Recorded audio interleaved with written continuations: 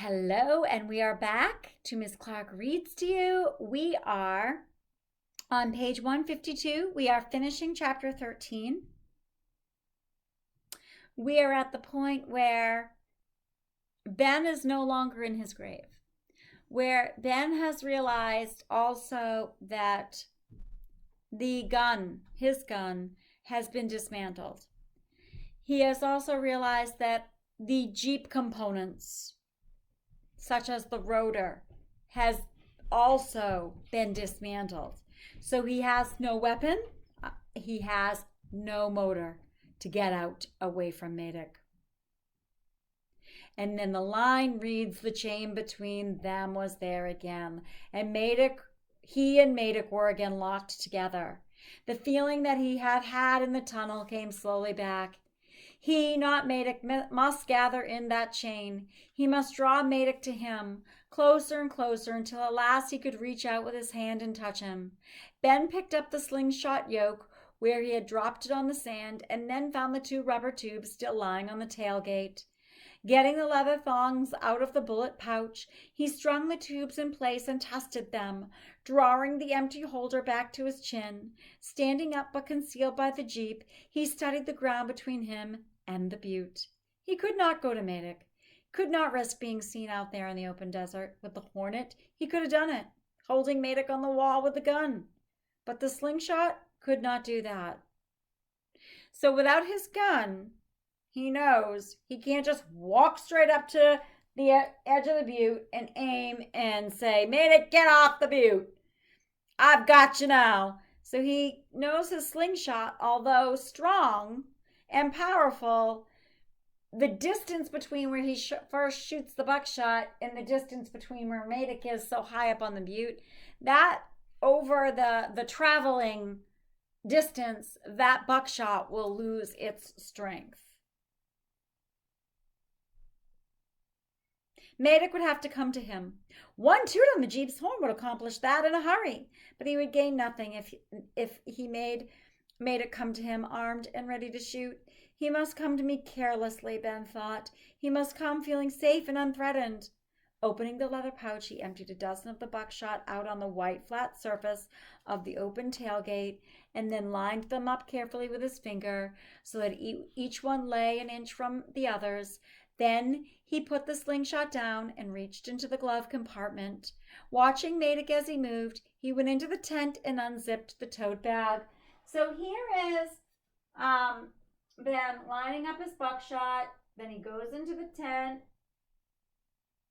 He's lining up some bullets, slingshot bullets, and he's planning his next move to get Maddox to come off the butte and to him, staying in that offensive position, not going back to defense. Watching Maddox as he moved, he went into the tent and unzipped the tote bag. He felt a little twinge of regret as he pulled out Maddox's sleeping bag. It was a beauty, all soft nylon and goose down. It had probably cost Maddox more than $100. He unrolled it, pushing it close to the tent wall, and then threw the tote bag over against the other wall. He unhooked the Coleman lantern, glad for once that Maddox was such a methodical man. There was no sloshing around in the fuel tank. Meaning the fuel tank was full, because there was nothing to slosh around. Unscrewing the filler cap, Ben doused the sleeping bag and the tote bag with 90-octane white gas, and then dumped the last few ounces on the ground cover. He started to put the lantern down on the floor, but then carefully screwed the cap back on it and dropped it on the sleeping bag. He waited until he was well outside and under the awning before he lit the match and flicked it on the sleeping bag.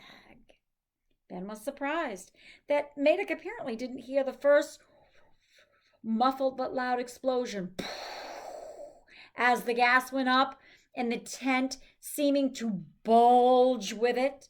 The tent, made of fire-retardant fabric, burned slowly, but with a great deal of smoke. Ben stood behind the Jeep, the slingshot in his hand, watching both the burning tent and Maddox. The man would not look around.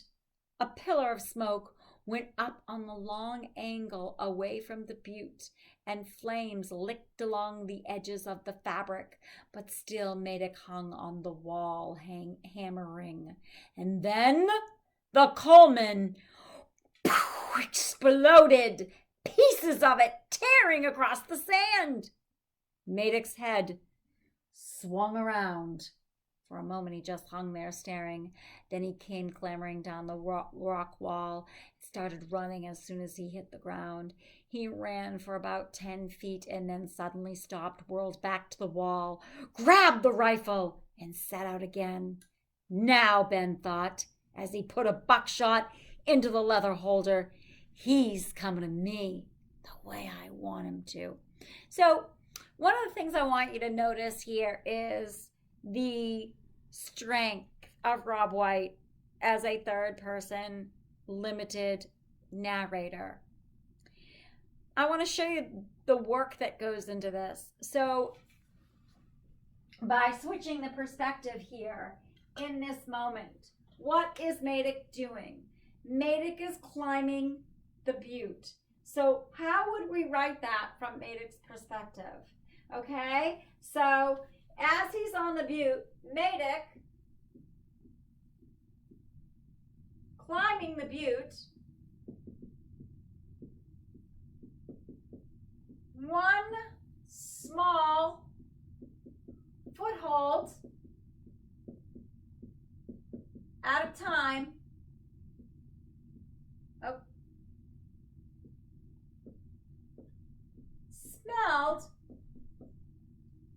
a faint breeze of burning.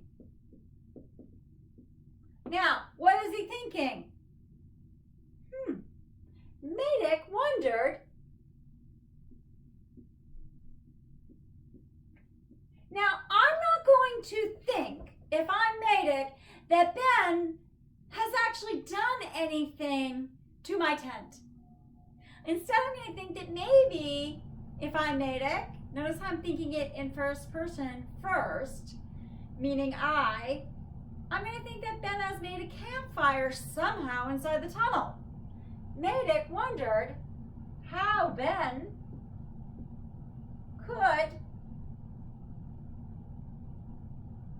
without any matches or direct sun-like contact,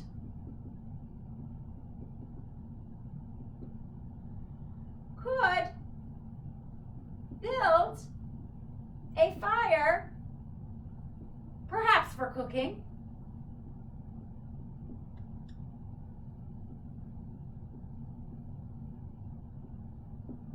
in the tunnel. Now, how does Madoc feel about this situation and Ben? Ben's a fool, Madoc thought.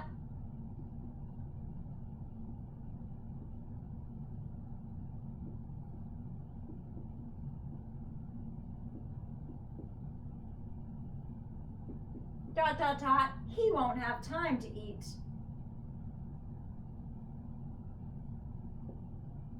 You know what? He won't have time to enjoy that meal.